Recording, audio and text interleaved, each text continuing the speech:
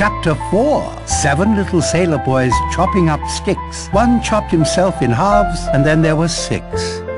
Rogers is a first-class butler. I'll say that for him. Wife was a pretty good cook, too. Too bad we only got one meal out of her. Ladies and gentlemen, back to the business at hand. I'm going to ask Mr. Narracott to continue his investigation. But he's the last one who saw the General alive. The last one who is willing to admit to it. Mr. Narracott.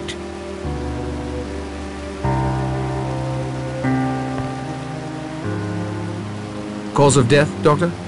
The back of his skull was crushed with a blunt instrument. Could the General's death have been an accident?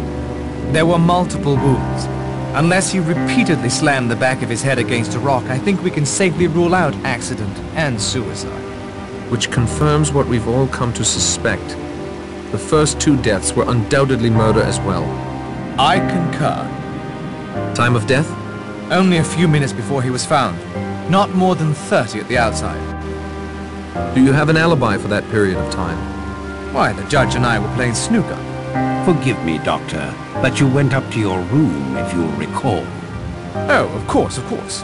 For a moment or two only. Thank you for your time, Doctor. Where were you during the half hour in question? I won't deny that Lombard and I had split up by then. I was just wondering, collecting my thoughts, you might say. How did you come to find the body? I'd seen the old gent down on the beach when we searched the island. He seemed pretty confused. I saw the storm coming on, knew it was almost supper time. Thought I'd collect him. See anyone else on the beach? No, no one. See anything of a murder weapon? Plenty of solid Devon rocks about.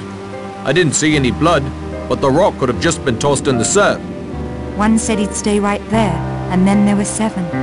Thank you, Miss Claythorne, for again calling our attention to the rhyme. It is significant without a doubt.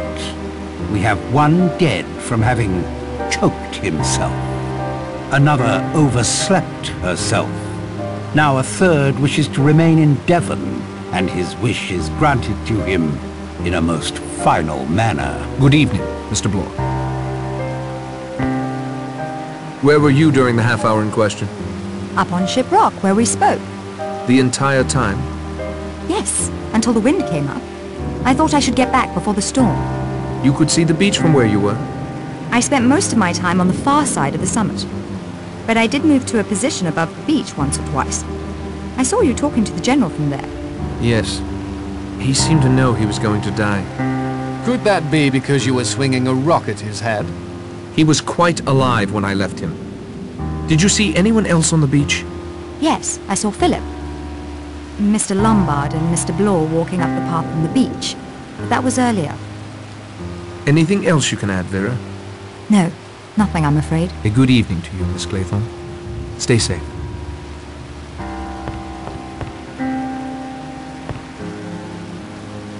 Where were you during the half hour in question? After the doctor and I finished our game, I had a look around the library. I'm surprised to say I found one of my own books in there. I wonder which of the previous inhabitants of the island it belonged to. Why not Owen? My dear Mr. Bloor, it was perfectly clear to me some time ago, and after your search you must realize now as well. Mr. Owen is on this island. He, or she, is one of us. No, no, no. Young lady, this is no time for refusing to look facts in the face. We are all in grave danger. One of us is Mr. Unknown, and Mr. Unknown has no good planned for us. I'm a well-known professional man. The mere idea that I could be suspected of murder is preposterous. I too am a well-known person. That, my dear sir, proves less than nothing.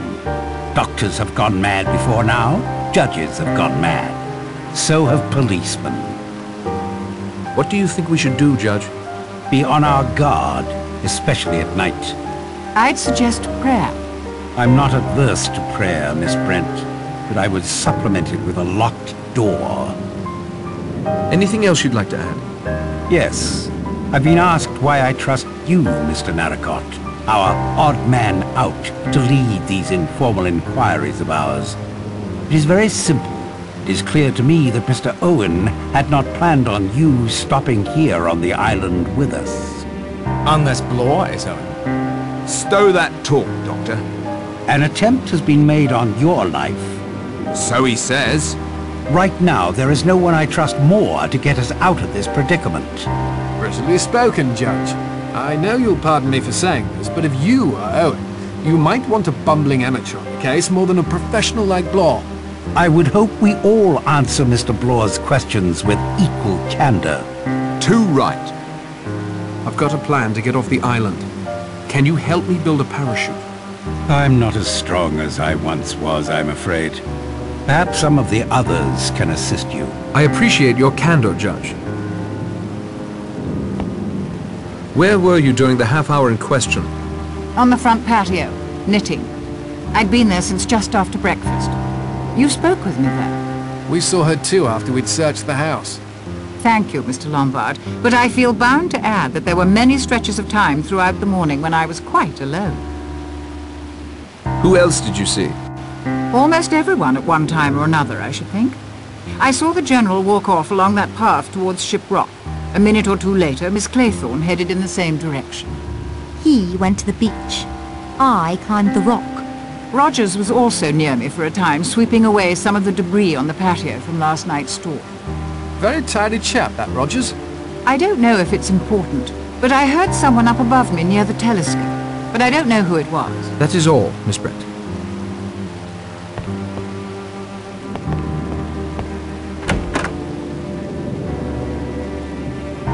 Where were you during the half-hour in question? Mostly in the kitchen, sir, preparing dinner.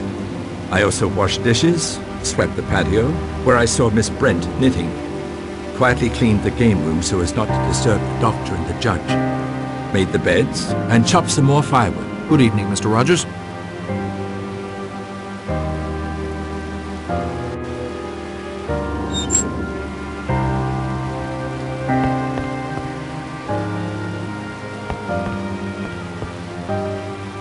Where were you during the half-hour in question? After Blore wandered off, I went back to that ruined fishing village. It seemed the most likely place for Owen to be hiding. When the weather closed in, I made a dash back here to the house. Find any trace of Owen or anyone else on the island apart from us? No, I wish I had. Anything else you'd like to add? Not at the moment. Do you think I should use the parachute to try and reach the mainland? Yes, I think I'll feel a lot safer with you gone. Could you assist me with your plan? I handed it to you on a platter, Narrowcut. Surely others can help you with the menial work. I will pilot it for you, however. That better be my job. As you like. That'll be all, Mr. Lombard. If I may sum up, we're trapped on this island at least till Monday morning. One of us is most certainly a homicidal maniac. None of us has a clear alibi for the time in which the General met his death. Have I forgotten anything? Yes, it's storming again.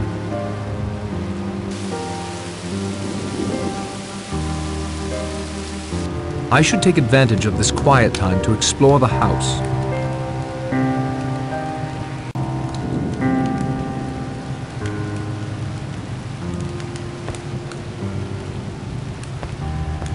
Our Lord moves in far more mysterious ways than you can ever hope to uncover. Perhaps, Miss Brent, but I'm still willing to have a go. Who do you think the killer is? Very well. I'll humor you. Mr. Blore seems the most likely suspect. Why? He's already admitted he's checked up on all of us as part of his supposed job for Mr. Owen. People with secrets, especially those with secrets concerning possible murders, don't make their complicity common knowledge.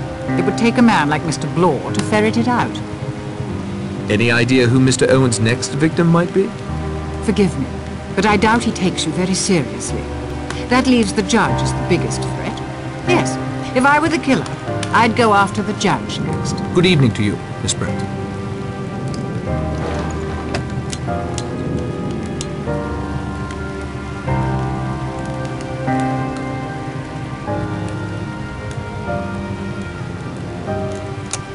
I hope that softens her disposition towards me somewhat.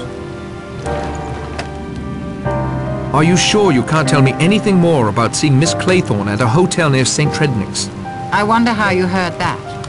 I was staying near the place where that boy Cyril Hamilton's death occurred. Miss Claythorne acted as if she'd never been to the place, but I see no reason to say any more about it. Thank you, Miss Brent.